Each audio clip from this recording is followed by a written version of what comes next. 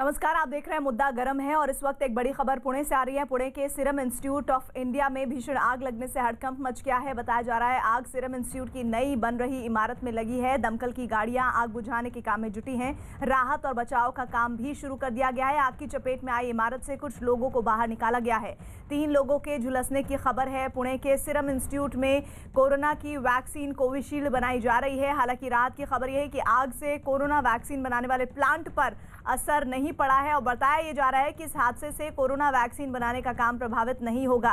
हमारे साथ अभिषेक, हमारे सहयोगी, इस खबर पर जुड़ेंगे, लेकिन उससे पहले एक बार फिर से आपको ये तस्वीरें सीरम इंस्टीट्यूट की दिखा दें, जहां की इमारत से धुआं निकलता हुआ साफ नजर आ रहा है और दमकल की गाड़ियां वहां पहुंच चुकी हैं। पुणे के सीरम इंस्टीट्यूट ऑफ इंडिया की ये तस्वीरें, जहां भीषण आग लगने से हड़कंप है। आग सीरम इंस्टीट्यूट की नई बन रही इमारत में लगी है। बातचीत करने के लिए हमारे साथ पुणे के सांसद गिरीश बापट हैं। गिरीश जी, अब तक प्राथमिक जानकारी आप तक क्या पहुंच पाई है और कितनी बड़ी आग है? अभी 5 मिनट पहले माननीय कलेक्टर जी के साथ मेरी चर्चा हो गई। उन्होंने मुझे इन्फॉर्मेशन दिया पूना में सीरम इंस्टीट्यूट का हड़पसर और मांजरी ये अलग अलग यूनिट है। जो आग लगी है वो मांजरी गांव जो बोलते हैं उधर लगी है। वहाँ BCG और रोटा वायरस का प्रोडक्शन होता है। वहाँ आग लगी है दूसरे माले पे और सभी लोग अभी वहाँ मौजूद है, चाहे वो फायर ब्रिगेड हो या पुलिस हो या शासकीय कर्मचारी हो, सब लोग वहाँ पहुँचे हैं और जल्दी से जल्दी वो आग बुझाने की कोशिश कर रहे हैं। और हड़पसर में वायरस का जो नया प्रोडक्ट कोरोना का बन रहा है उसका यूनिट हड़पसर में है। ये दोनों में more than 1 kilometre 1.5 kilometre distance है, तो इसे वायरस के इसे कुछ इफेक्ट होगा नहीं ऐसा मुझे लगता है। दूसरे जगह आग लगी है वही इंस्टीट्यूट में, वही फैक्ट्री में, वही नाम पे। और इस खबर पर हमारे साथ हमारे सहयोगी अभिषेक जुड़ रहे हैं। अभिषेक, फिलहाल आग को लेकर क्या अपडेट है? देखिए, आग बुझाने का काम शुरू है। फिलहाल 1.5 से 2 घंटे अभी और लग सकते हैं आग बुझाने के काम में।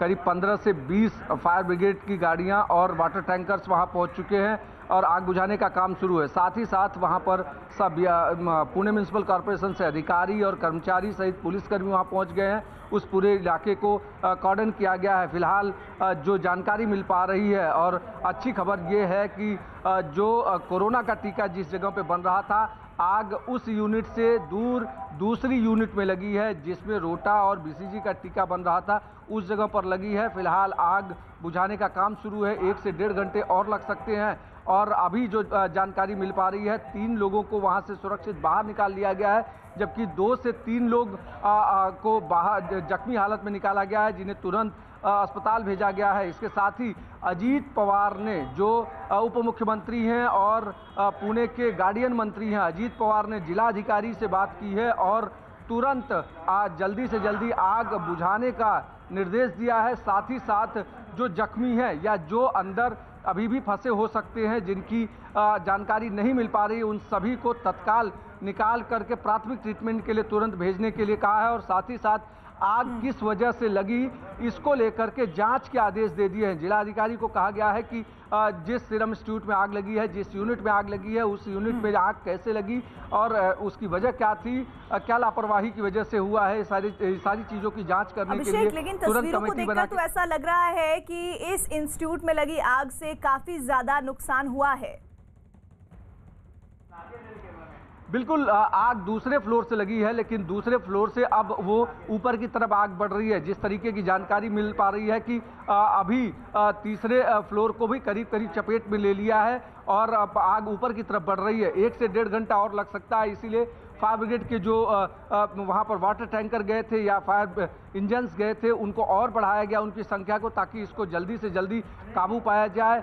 कॉर्डन किया गया इस पूरे इलाके को, लेकिन जो जानकारी है 3 लोगों को बाहर निकाला गया है, 2 से 3 लोग जख्मी की हालत में निकले हैं, उन्हें ट्रीटमेंट के लिए भेजा गया। उसके साथ साथ कुछ और लोग फंसे हो सकती हैं और साथ ही साथ ये जो आग लगी है वहाँ पर दूसरा टीका जो उसका प्रोडक्शन यूनिट था, खास करके BCG और उसके साथ साथ रोटा का टीका का यूनिट था और फिलहाल वहाँ उस इलाके को कॉर्डन करके वहाँ पर आग बुझाने का काम शुरू है। लेकिन आग काफ़ी ज़्यादा बड़ी है और उसके लिए सारी जो भी वहाँ पे सिस्टम थे उन सारे सिस्टम को तुरंत वहाँ पर डिप्लॉय करने के लिए कहा गया है ताकि किसी भी तरीके की जीवित हानि ना हो और उसके साथ साथ कई बड़ा नुकसान ना हो। हालांकि दूसरी एक जो अच्छी खबर ये है कि जिस तरीके से टीकाकरण के लिए कोविशील्ड उसी सीरम इंस्टीट्यूट में बन रही है, लेकिन वो उसकी यूनिट वो उस आग लगने वाली जगह की यूनिट से दूर होने के कारण वहां पर नुकसान नहीं हुआ है, ना ही उसके स्टोरेज को।